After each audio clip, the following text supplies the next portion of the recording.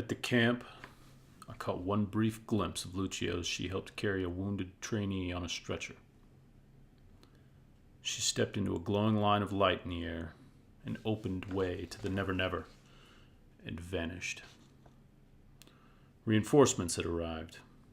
There were wardens with medical kits, stretchers, the works, trying to stabilize the wounded and get them to better help.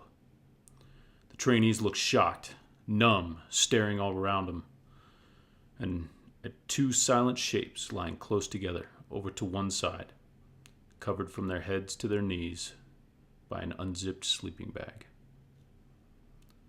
I stormed into the smithy and snarled, "Forzare!" putting all my rage and will into a lashing column of force directed at the captured ghouls. The spell blew the remaining wall of the smithy, and the two ghouls 50 feet through the air and onto a relatively flat area of the street. I walked after them. I didn't hurry. In fact, I picked up a jug of orange juice off one of the breakfast tables and drank some of it as I went. The mountainside was completely silent. Once I reached them, another blast opened up a 6-foot crater in the sandy earth. I kicked the mostly human ghoul into it, and with several more such blasts, collapsed the crater in on him, burying him to his neck. Then I called fire and melted the sand around the ghoul's exposed head into a sheet of glass. It screamed and screamed, which did not matter to me in the least. The sheer heat of the molten sand burned away its features, its eyes, its lips and tongue, even as the trauma forced the ghoul into its true form. I upended the jug of juice. Some of it splashed on the ghoul's head. Some of it sizzled on the narrow band of glass around it. I walked calmly, pouring orange juice on the ground in a steady line until 10 feet later I reached the enormous nest of fire ants one of the trainees had stumbled into on our first day at Camp Kaboom. Presently, the first scouts started following the trail back to the ghoul. I turned on the second ghoul. It cringed away from me, holding completely still. The only sound was the raw whisper screams of the other ghoul. "I'm not going to kill you," I told the ghoul in a very quiet voice. "You get to carry word to your kind." I thrust the end of my staff against his chest and stared down. Wisps of sulphurous smoke trickled down the length of the wooden shaft and over the maimed ghoul. "Tell them this.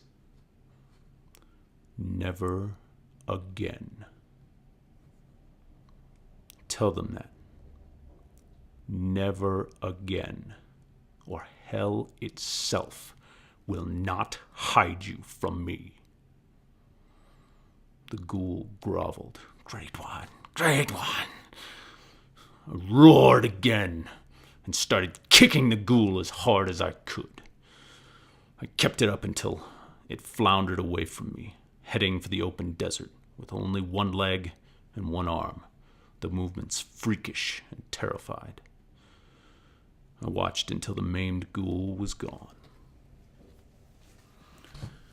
By then, the ants had found his buddy. I stood over it for a time and beheld what I had wrought without looking away. I felt Ramirez's presence behind me. "Dios," he whispered.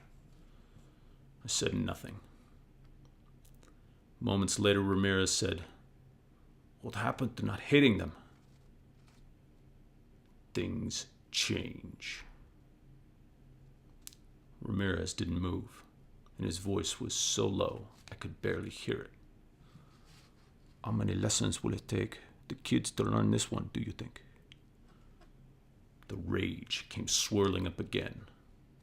"Battle is one thing. Ramirez said. This is something else. Look at them.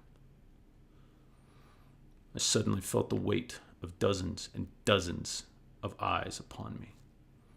I turned to find the trainees all pale, shocked, and silent, staring at me. They looked terrified.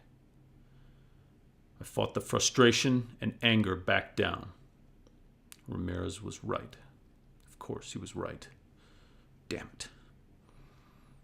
I drew my gun and executed the ghoul. Dios, Ramirez breathed. He stared at me for a moment. Never seen you like this. I started feeling the minor burns. The sun began turning Camp Kaboom into a giant cookie sheet that would sear away anything soft. Like what? Cold, he said finally. It's the only way to serve it up, I said. Cold.